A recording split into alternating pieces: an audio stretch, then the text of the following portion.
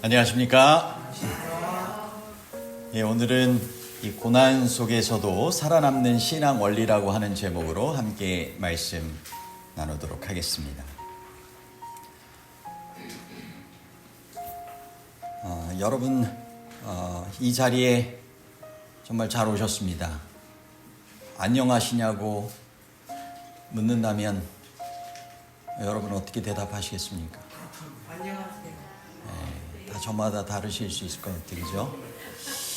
이번 주 다 기도하시면서도 언급하셨던 것처럼 눈도 내리고 강추위로 인해서 어려움이 많았던 그러한 주였습니다. 이런 날씨 속에서도 이 예배의 자리를 또 함께 또 참여하여 주시고 하나님의 임재 앞에 함께 오신 여러분 모두를 주님께서 축복해 주시기를 간절히 소망합니다. 아멘. 저는 예수님께서 하셨던 이 말씀이 생각이 나더라고요. 마태복음 24장 20절로부터 21절에 너희가 도망하는 일이 겨울에나 안식일에 되지 않도록 기도하라. 이는 그때에 큰 환란이 있겠습니다.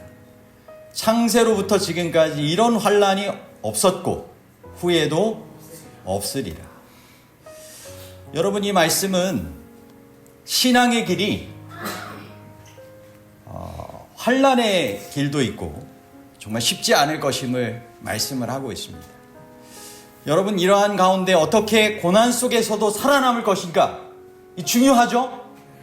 저희가 살아남아서 주의 재림을 정말 기쁨으로 맞이하고 하늘의 영원한 그 행복에 함께 참여하는 주인공들이 되어야 되지 않겠습니까? 그 하늘을 소망하며 저희가 신앙의 삶을 더불어 살아가고 계시는 거니까요. 우리 인생을 살아가다 보면 신앙인도 일반인도 누구나 감당하기 어려운 고난들을 만나곤 합니다. 예상치 못한 사고, 갑작스러운 몸의 질병, 경제적인 위기, 또 인간관계 가운데 상처를 받거나 또 사랑하는 사람을 잃거나 여러 어려운 고난의 순간들을 만납니다. 이러한 때 하나님 왜 저입니까? 왜 이런 일이 제게 일어납니까? 이런 이제 생각을 갖고 또 기도하기도 하고 또 그렇게 지내기도 합니다. 근데 성경에서 우리에게 주는 교훈은 고난 속에서도 하나님을 바라보고 붙드는 사람은 이 승리한다라고 하는 것입니다. 살아남는다라고 하는 것입니다. 여러분, 우리가 마태복음 24장 20절 21절까지 읽었는데 여러분 22절에 뭐라고 나와 있는지 아십니까? 그 날들을 감하지 아니하면 모든 육체가 구원을 얻지 못할 것이나 그러나 택하신 자들을 위하여 그 날들을 감하시리라. 하나님의 구원을 위한 은총이 약속되어 있는 것입니다. 그러므로 우리를 정말 구원하기 원하시는, 살아남게 하여서 정말 우리에게 약속하신 영원한 축복에 참여하기 원하시는 그 하나님을 우리가 바라보고 붙들 때 고난 속에서도 살아남을 수가 있다라고 하는 것입니다. 여러분, 오늘 깊은 고통 속에 처한 욥의 이야기를 통하여 흔들리지 않고 살아남는 신앙인이 어떻게 될 수 있는지 그 원리를 함께 살펴보면 좋겠습니다. 여러분, 욥은 어떤 고난을 겪었습니까? 하루아침에 모든 재산을 잃었습니다. 사랑하는 자녀를 잃었습니다. 끔찍한 질병에 정말 시달리게 되었습니다. 친구들에게조차도 오해받고 또 외면당했습니다. 사랑하는 아내에게도 또 그와 같은 어려움도 겪기도 했고요. 여러분, 이런 고난 가운데 욥이 하나님께서 약속하신 인내함으로 받게 된 그 축복의 주인공이 된 것입니다. 그 고난과 오래 참음의 본보기가 된 것입니다. 저희가 함께 그 원리를 살펴보겠습니다. 첫 번째는 고난 속에서도 하나님 앞에서 탄식했다라고 하는 것입니다. 욥기 6장 2절로부터 3절에 욥은 극심한 고통 속에서 친구들 다윗에게 자신의 처지를 설명하며 이렇게 말합니다. 나의 괴로움을 달아보며 나의 파멸을 저울 위에 모두 놓을 수 있다면 바다의 모래보다도 무거울 것이라. 그러므로 나의 말이 경솔하였구나. 여기 좀 경솔하였다라고 하는 표현이 좀 뭔가 어색하게 들리시죠? 근데 이제 이 표현은 그야말로 내가 좀 뭐 가볍게 이렇게 말하였다 라고 하는 것이 아니라 좀 감정적으로 격한 말이 나올 수밖에 없는 그러한 처지이다. 그만큼 극심한 고통이 자신에게 있기 때문에 그렇게 들릴 수도 있다라고 하는 그러한 표현입니다. 아마 이런 고통에 있었더라면 누구라도 이렇게 말했을 것이다. 그래서 자신의 그런 감정이 정말 그처럼 이렇게 격하게 표현될 수밖에 없는 그런 고통스러운 처지라고 하는 것을 이야기하는 것입니다. 여러분, 믿음이 있으면 묵묵히 참고 견뎌야 한다. 우리는 좀 이런 생각이 들기도 하죠. 그렇지만은 않죠. 하나님은 우리의 감정을 외면하지 않으시며 그것을 통하여서 더 주님과 친밀한 관계로 나아가게 되기를 원하십니다. 저희 아버님 장례 때에도 이제 제가 가만히 생각을 해보면 저희 어머니가 이런 자신의 그런 심정을 정말 이렇게 막 표현하시는 그런 부분이 있었어요. 근데 참고만 계시라고 못하죠. 그죠? 이런 표현해야 될 때는 정말 주님 앞에서 그런 표현을 하게 되는 그런 부분들도 있어야 한다라고 하는 것이죠. 자신의 감정을 하나님께 또는 사람들에게 표현한 성경의 여러 인물들이 성경에도 등장을 합니다. 욥뿐만이 아니죠. 여러분, 한나 어떤 어려움이 있었습니까? 자녀가 없었어요. 그죠?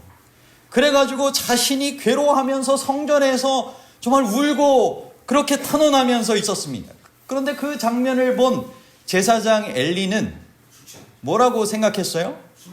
참 그렇게 오해할 만큼 그만큼 격정적으로 자신의 괴로움을 탄식함으로 주님 앞에 토로했던 것입니다. 다윗은 어땠습니까? 다윗도 자신의 아픔을 하나님께 탄원하면서 정말 눈물로 간절함으로 정말 탄원하였습니다.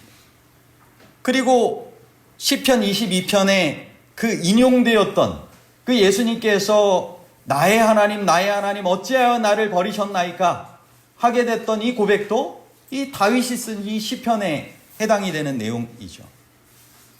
예수님께서도 십자가 위에서 정말 엘리 라마 사박다니 나의 하나님 어찌하여 나를 버리셨나이까.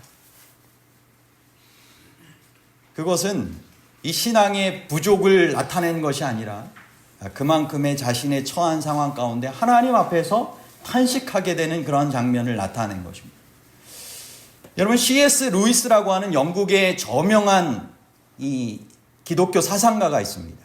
그가 자신의 사랑하는 아내를 잃고 난 후 깊은 절망을 경험한 다음에 헤아려 본 슬픔이라고 하는 책에서 이렇게 기록했습니다.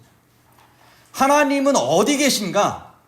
절박한 순간에 하나님을 찾으면 문이 얼굴 앞에서 닫히고 빗장이 걸리는 듯한 느낌이 든다.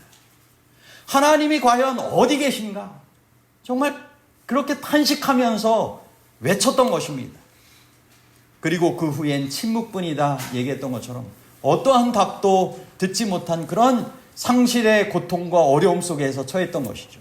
그런데 그 경험을, 그 탄식을 주님 앞에서 하고 났을 때의 이후의 경험을 이렇게 이야기를 하게 됩니다. 하나님은 우리가 즐거워할 때는 속삭이고 우리가 양심적으로 살 때는 이야기하신다. 하지만 우리가 고통을 겪을 때는 외치신다. 고통은 듣지 않는 세상을 깨우는 하나님의 확성기이다. 그가 하나님 앞에서 탄식하며 그렇게 시간을 보내고 나서 정말 하나님께서 그 고통의 순간에 자신에게 확성기로 외치신 것과 같은 하나님의 그러한 경험을, 그 특별한 관계의 축복을 경험하게 되었던 것입니다. 여러분, 오늘 우리의 삶 속에서도 고난이 닥쳐올 때 그것을 하나님을 원망하는 것이 아니라, 그죠? 믿음을 잃지 말고 하나님 앞에서 정말 그 모든 마음을 주님 앞에 토로하고 그렇게 주님께서 주시는 그러한 깊은 관계로 나아갈 수 있는 우리의 생애가 되시기를 간절히 바랍니다. 하나님께서는 우리의 모든 상한 마음을 어루만지시고 정말 상한 갈대를 꺾지 아니시고 꺼져가는 등불을 끄지 않으시는 우리의 상한 심령이 주님께 드리는 그러한 제사처럼 주님께서 기뻐 받으시고 그것을 정말 가장 귀하게 어루만지고 회복시켜 주기를 원하시고 더 깊은 관계로 나아가게 하기를 원하신다라고 하는 것입니다. 고난 속에서도 하나님 앞에서 탄식했던 이 욥의 살아남았던 신앙의 원리를 우리도 꼭 함께 잘 기억하며 살아가실 수 있게 되기를 바랍니다. 주님께서 분명히 들으시고 가장 귀하게 인도하여 주실 것입니다. 두 번째는 고난 속에서도 신실하신 하나님을 신뢰했다라고 하는 것입니다. 이 욥기 6장 15절로부터 17절에 보면 이렇게 그 친구들에 대해서 이야기를 하게 되는 장면이 나옵니다. 내 형제들은 개울과 같이 변덕스럽고 그들은 개울의 물살같이 지나가누나 얼음이 녹으면 물이 검어지며 눈이 그 속에 감추어질지라도 따뜻하면 마르고 더우면 그 자리에서 아주 없어지나니. 여러분, 이 개울 물을 얘기를 하고 있어요. 개울의 물이 어떻습니까? 이 계절에 따라서 좀 변화가 있죠. 이 특별히 좀 얼음이 녹으면 물이 검어지고 눈이 그 눈 속에 감추어지고 질지라도 따뜻하면 마르고 더우면 그 자리에서 없어진다라고 하는 이 표현을 통하여서 이제 얼음이 뭔가 눈으로 또 얼음과 눈으로 가득 차 있기도 하고 그것이 녹으면 뭔가 물줄기가 이렇게 있는 듯이 보일 수 있지만 날씨가 따뜻해지고 더위가 오게 되면 물줄기가 말라지게 되는 것처럼 이 친구들이라고 와가지고 기대하고 어떤 면에선 좀 위로도 받고 함께 좀 나누기를 원했는데 그 사람에게 기대하게 됐던 그 기대감이 어떻게 됐다라고 하는 거예요? 도리어 정말 실망하게 됐다라고 하는 그런 표현을 하게 되는 것입니다. 사람의 마음이 이와 같이 참 변할 수 있다, 연약하다 하는 것을 이야기하는 것이죠. 여러분, 그에 비해서 하나님은 어떠실까요? 하나님은 이런 개울물과 같이 변화무쌍하실까요? 아니죠. 어제나 오늘이나 영원토록 동일하신, 회전하는 그림자도 없으신, 후회하지 않으신다라고 하신 주님처럼 하나님은 영원히 신실하시며 변함없으신 분이라고 하는 것입니다. 결코 떠나지 않으시고 잊지 않으시는 하나님이 우리의 하나님이라고 하는 것입니다. 여러분, 우리도 여러 이런 경험의 순간들이 찾아올 수 있습니다. 믿었던 친구가 등을 돌리고 기대했던 사람이 이해해주지 못하고 의지했던 사람이 떠나가고 여러 이러한 순간에 정말 어떻게 해야 될까요? 신실하신 하나님을 신뢰하는 것입니다. 신명기 31장 6절에서는 강하고 담대하라. 내 하나님 여호와 그가 너와 함께 하시며 결코 너를 떠나지 아니하시리라. 히브리서 13장 5절에도 내가 결코 너희를 버리지 아니하고 떠나지 아니하리라 말씀하고 계세요. 이사야 49장 15절 16절에도 여인이 어찌 그 젖 먹는 자식을 잊겠으며 자기 태에서 난 아들을 긍휼히 여기지 않겠느냐. 나는 너를 잊지 아니할 것이다. 결코 잊지 아니할 것이다. 여러분, 하나님의 이와 같은 신실하심을, 영원하심을 우리가 믿고 신뢰하시게 되길 바랍니다. 각 시대의 대쟁투 206쪽에는 하나님은 신실하심으로 우리를 결코 버리지 아니하실 것이다 고 루터는 말하였다. 루터는 그 여행에서 지은 내주는 강한 성이요 라는 노래로 그들의 침체되어가는 믿음의 활기를 북돋아 주었다. 영감적인 그 노래소리에 장차 다가올 일에 대한 모든 염려는 사라지고 무겁던 마음이 가벼워졌다. 아멘. 여러분, 루터가 내주는 강한 성이요, 정말 영원한 산성이 되시고 피난처가 되시는 그분을 붙잡았던 것입니다. 정말 신실하신 그 하나님께서 결코 버리지 않을 것을 그가 믿었던 것입니다. 그러면서 찬양하며 나아갔던 것이죠.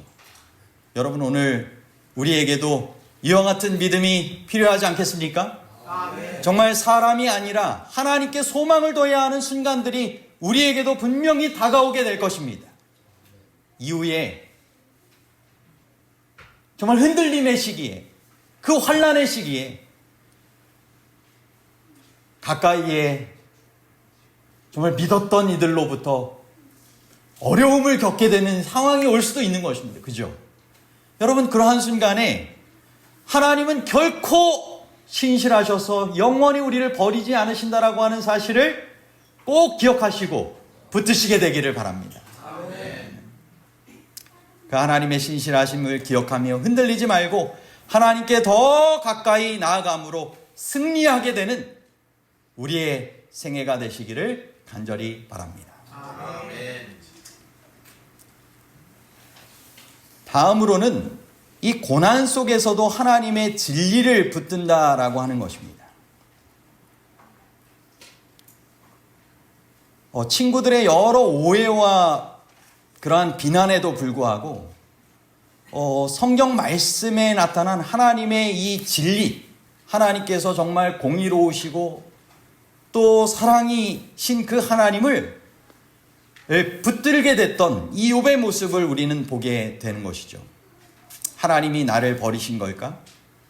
정말 상황적인 의심이 들 수 있고 여러 주변에서 정말 그와 같은 이 이야기를 들었지만 욥은 이와 같이 대답했던 것입니다. 욥기 6장 28절로부터 30절입니다. 이제 원하건대 너희는 내게로 얼굴을 돌리라. 내가 너희를 대면하여 결코 거짓말하지 아니하리라. 너희는 돌이켜 행악자가 되지 말라. 아직도 나의 의가 건재하니 돌아오라. 내 혀에 어찌 불의한 것이 있으랴. 내 미각이 어찌 속임을 분간하지 못하랴. 여러분, 이 내용을 통하여서 욥이 붙들게 됐던 그러한 신앙의 모습, 원리를 생각을 좀 저희가 해보게 되는데, 너희는 내게로 얼굴을 돌리라. 내가 너희를 대면하여 결코 거짓말하지 아니하리라. 이 내용을 통하여서 하나님 안에서 이 바른 진리를 옳게 분별하는 공정한 판단을 좀 해보도록 요청하는 것입니다. 너희는 돌이켜 행악자가 되지 말라. 아직도 나의 의가 건재하니 돌아오라. 이것은 불의한 판단을 경고하면서 정말 그가 믿는 그 하나님의 의로우심을 더욱더 바라보고 신뢰할 수 있도록 초청하는 것입니다. 내 혀에 어찌 불의한 것이 있으랴. 내 미각이 어찌 속임을 분간하지 못하랴. 이것은 자신의 신앙적인 확신, 하나님 앞에서 정말 옳게 분별할 수 있고 그 가운데 자신이 굳게 서 있다라고 하는 것을 확신하며 이야기했던 것입니다. 여러분, 오늘 우리의 삶 속에, 또 앞으로의 고난에 처할 수 있는 우리의 삶 속에 욥과 같은, 이와 같은 이 신앙적인 태도가 있게 되었으면 좋겠습니다. 정말 하나님께서 분명히 공정한 판단을 하실 것이고, 하나님께서 원하시는 그러한 진리를 끝까지 내가 분별하고 붙들 수 있다라고 하는 하나님의 그러한 의를 온전히 신뢰하고 붙드는 그러한 신앙의 태도가 우리에게 필요한 것이죠. 하나님의 진리를 붙들었던 믿음의 선배들의 모습이 성경에는 나오게 됩니다. 이 다니엘의 세 친구들 어떻게 이야기했습니까? 다니엘서 3장에 보면 그리 아니하실지라도 왕이여 우리가 왕의 신들을 섬기지 아니할 줄을 아옵소서. 그 앞에 보면 우리가 섬기는 하나님이 우리를 풀무불 가운데서 능히 건져내시겠고, 그들은 하나님의 뜻, 그 진리의 약속을 분명하게 붙들었던 것입니다. 인간적인 그러한 기대가 무너질 수 있을지라도, 그리 아니하실지라도 주님께서 분명히 그 진리의 약속을 지키시고 인도하여 주실 것을 확신하는 그 믿음은 어떤 면에선 죽음 이후의 삶까지도 보장해 주실 것을 그들이 확신했던, 진리를 끝까지 붙들었던 그런 신앙의 모습 아니겠습니까? 네. 바울도 마찬가지였죠. 사도 바울도 감옥에 처하여 정말 그 고난 가운데서도 서신으로 주의 복음을 전하고 그렇게 믿음을 끝까지 지켰을 때 그가 고백하기를 우리가 사방으로 우겨쌈을 당하여도 쌓이지 아니하고 답답한 일을 당하여도 낙심하지 아니하는 것은 주님께서 분명히 살아계셔서 지금도 역사하시고 앞으로도 영원한 상급을 허락하여 주실 것을 그가 믿고 의지했기 때문이었던 것입니다. 그래서 형장에 정말 이슬로 사라지면서도 그가 하늘을 향하여 고개를 들고 그가 약속 가운데 붙들게 되었던 그 진리의 하나님을 묵상하고 승리할 수 있었던 것입니다. 여러분, 하나님의 진리를 붙들며 신앙을 끝까지 지킨 사람들의 경우를 몇 가지 예를 들어서 설명을 좀 드리도록 하겠습니다. 첫 번째는 이 북한의 지하교회 성도였던 이순옥 할머니 이야기입니다.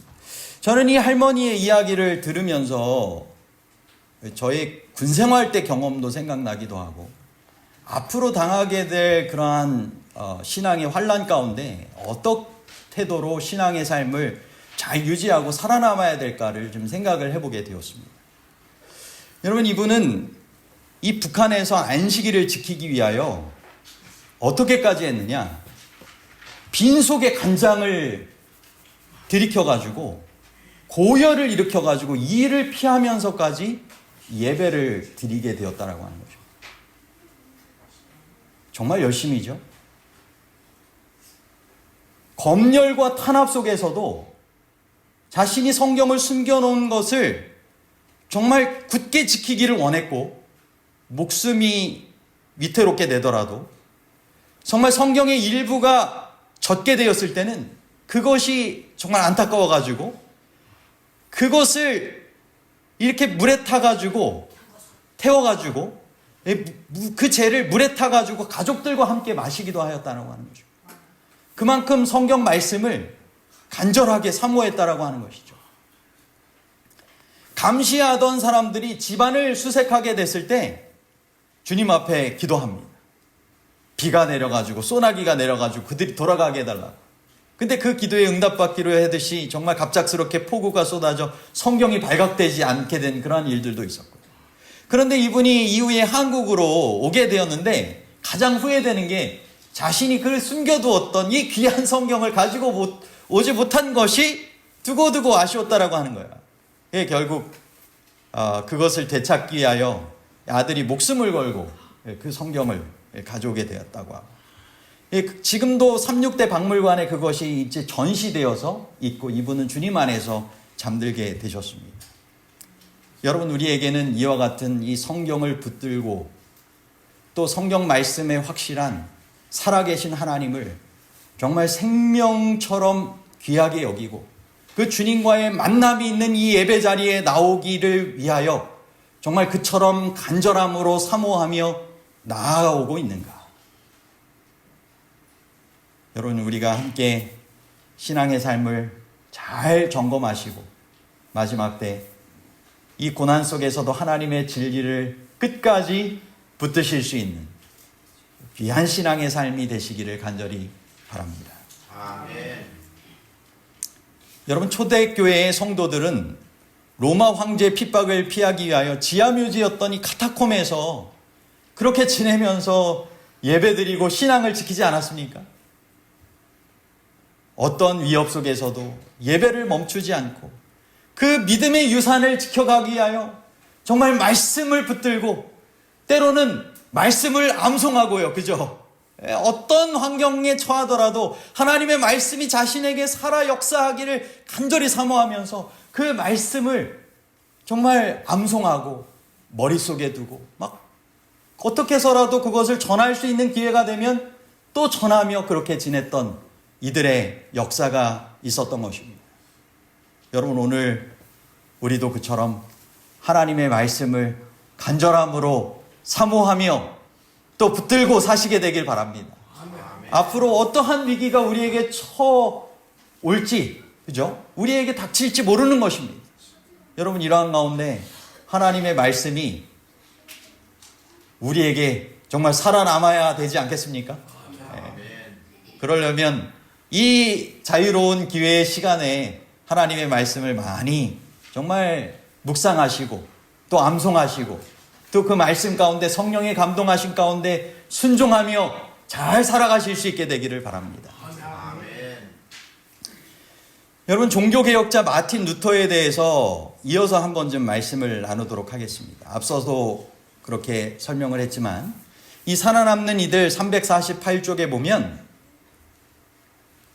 성경의 증거로나 또는 명확한 이론으로나 또는 제가 인용한 성구에 대하여 저를 설복시킬 수 없는 한 또는 하나님의 말씀으로 저의 양심을 순복하게 할 수 없다면 저는 취소할 수도 없고 또한 취소하지도 않을 것입니다. 이것은 그리스도인으로서 자기 양심을 거역해서 말하는 것이 얼마나 위험하다는 것을 알기 때문입니다. 여기에 제가 서 있습니다. 이 외에 저는 아무것도 할 수 없는 몸입니다. 하나님이여 저를 도와 주시옵소서. 아멘. 그러면서 나와 있기로는 이와 같이 이 의로운 사람 루터는 하나님의 말씀 위에 굳게 섰다. 하늘의 광채가 그의 얼굴에 비쳤다. 그의 품격의 위대함과 순결이 그리고 마음의 평화와 기쁨이 그가 오류의 세력을 대항해서 증언할 때 듣는 모든 사람에게 보여졌으며 세상을 이기는 그 믿음의 우월성을 모두가 목격할 수 있었다. 여러분, 이후에 우리에게도 선택의 기회가 주어질 수 있을 것입니다. 이 루터처럼 하나님의 말씀 위에 굳게 서시게 되길 바랍니다. 이 성경의 증거로나 정말 이 하나님의 말씀을 통하여서 또 나타나게 된 이 신앙의 분명한 원리를 통하여서 자신의 이 양심이 정말 지배되고 또 그렇게 삶의 선택을 할 수 있는 그러한 사람이 되어서 정말 하늘의 광채가 임하고 이 세상의 모든 것을 정말 이길 수 있는 주님을 증거할 수 있는 그런 신앙인의 삶이 우리의 삶이 되기를 간절히 바랍니다. 아멘. 고난의 역사 가운데 정말 하나님의 신실하신 그 말씀 진리의 약속을 붙들었던 그런 이들처럼 우리도 하나님의 약속을 의지하며 그 말씀의 진리를 붙들 때 하나님께서 약속하신 그 축복의 영광을 경험하게 될 것입니다. 이 교회 증언 사권 143쪽 제가 주보에도 묵상할 그러한 말씀으로 좀 함께 나누게 되었던 내용이었는데요. 하나님의 지혜 가운데 그대를 은혜의 보좌로 가까이 이끌기 위해 많은 어려움이 그대에게 닥쳐왔다. 무엇으로 인하여 이렇게 우리에게 어려움이 닥쳐올 수 있다고요? 하나님의 지혜 가운데 그대를 은혜의 보좌로 가까이 이끌기 위해 많은 어려움이 그대에게 닥쳐왔다. 그분은 슬픔과 시련으로 그분의 자녀들을 부드럽게 하시고 순종하게 하신다. 이 세상은 하나님의 일터이며 여기에서 그분은 하늘 궁정을 위해 우리를 꼴지으신다. 그분은 거친 것과 불법이 제거되어 우리가 하늘의 건물에서 합당한 자리에 적합하게 될 때까지 평평하게 하는 삭도를 떨리는 우리 심령 위에 되신다. 그리스도인은 시련과 어려움을 통해 순결해지고 강해지며 그리스도께서 주신 모본을 따라 품성을 개발하게 된다. 아멘. 아멘. 여러분, 고난의 순간이 닥쳐올 때 하나님의 귀한 뜻을 기억하시게 되길 바랍니다. 아멘. 하나님께서 이와 같은 뜻으로 하나님의 역사하심 가운데 우리와 함께 하십니다. 아멘. 고난의 순간 그 속에서도 우리에게 정말 주의 뜻 가운데 오래 참음의 그러한 인내를 하게 하시는 그 주님의 뜻, 그것을 우리가 붙들고 살아간다면 우리가 함께 성경 교독했던 것처럼 이와 같은 축복을 경험하게 될 것입니다. 아멘. 야고보서 5장 11절 보라 인내하는 자를 우리가 복되다 하나니 너희가 욥의 인내를 들었고 주께서 주신 결말을 보았거니와 주는 가장 자비하시고 긍휼히 여기시는 이시니라. 여러분, 고통 속에 우리에게 주님께서 대하실 그러한 모습을 좀 생각을 해보시길 바랍니다. 아멘. 주님께서는 가장 자비하시고 긍휼히 여기시는 분으로 우리에게 주시고자 하시는 그러한 고통 이후에 아름다운 결말이 있다라고 하는 것입니다. 아멘. 그래서 욥은 자신의 모든 재산이 정말 더 배나 회복되어지는 축복을 경험하게 되었고요. 새로운 자녀들도 허락받았고요. 이어지는 생애를 통하여 하나님의 은혜와 축복을 경험하고 나누는 정말 귀한 살아있는 고난 속에서도 승리한 증인이 되었던 것입니다. 그리고 주님 오시는 날 정말 경험하게 될 사랑하는 자녀들, 잃었던 자녀들을 회복하게 될 귀한 소망 가운데 그가 믿음 안에서의 삶을 분명히 확신 가운데 살아가게 되었던 것입니다. 아멘. 여러분, 예수님께서도 고난에 처하셨지만 여러분, 그 고난 가운데 주님께서 분명히 하나님의 품성과 능력을 드러내시고 우리를 위한 구원의 길을 내시고 구원의 진리가 되시고 구원을 위한 생명이 되셨습니다. 아멘. 여러분, 그 사실을 기억하시고 주님께서 우리의 고난의 순간에 우리의 모든 부분을 이해하시고 함께 하시길 원하시고 그분의 품성과 그분의 능력을 나타내는 경험하는 그러한 축복을 주기를 원하신다라고 하는 사실을 기억하시게 되길 바랍니다. 아멘. 오늘 고난 속에서 살아남는 신앙의 원리를 함께 살펴보게 되었습니다. 저는 이 말씀을 마무리하면서 정말 주님께서 어떤 면에서 원하시는 의미 있는 고난에 함께 참여할 수 있도록 여러분들에게 호소합니다. 아멘. 여러분, 이 세상에서도 정말 고난 속에서 우리가 살아가게 되지만 하나님께서 원하시는, 그죠? 하나님께서 정말 함께 하셔서 이기게 하시고 승리하게 하시는 이 의미 있는 고난에 함께 참여할 필요가 있지 않겠습니까? 아멘. 정말 우리의 기도와 협력을 통하여 이루어야 할 하나님의 사업들이 있는 것입니다. 아멘. 여러분, 이 사실에 우리가 헌신으로 함께 참여하는 것, 어떤 면에서 고난스러울 수 있지만 그 가운데 주님께서 분명히 더 귀한 것으로 갚아주시고 인도하여 주시는 축복이 있는 것입니다. 주님을 예배하는 그러한 삶, 주님 안에서 이 교회의 사명을 성도로 함께 연합하여 감당케 되는 여러 일들이 우리에게 있을 때, 여러분 이 고난 속에서도 살아남는 신앙의 원리처럼 우리가 주님 안에서 의미 있는 헌신과 의미 있는 그러한 삶의 동참함으로 말미암아 주님께서 약속하여 주신 현재의 고난은 장차 우리에게 나타날 영광과 좋게 비교할 수 없도다 말씀하셨던 것처럼 영광에 함께 동참할 자는 고난에도 함께 참여할 것이다. 주의 뜻 가운데 주님과 더불어 주님의 사람들과 더불어 함께 이 고난 가운데서도 주님께서 임재하시는 귀한 축복을 경험하시고 영원한 하늘의 상급을 사모하시고 누리시게 되는 우리 모두의 아름다운 주님께서 예비하신 결말이 경험되어지게 되기를 간절히 바라며 오늘 말씀을 마치도록 하겠습니다. 아멘.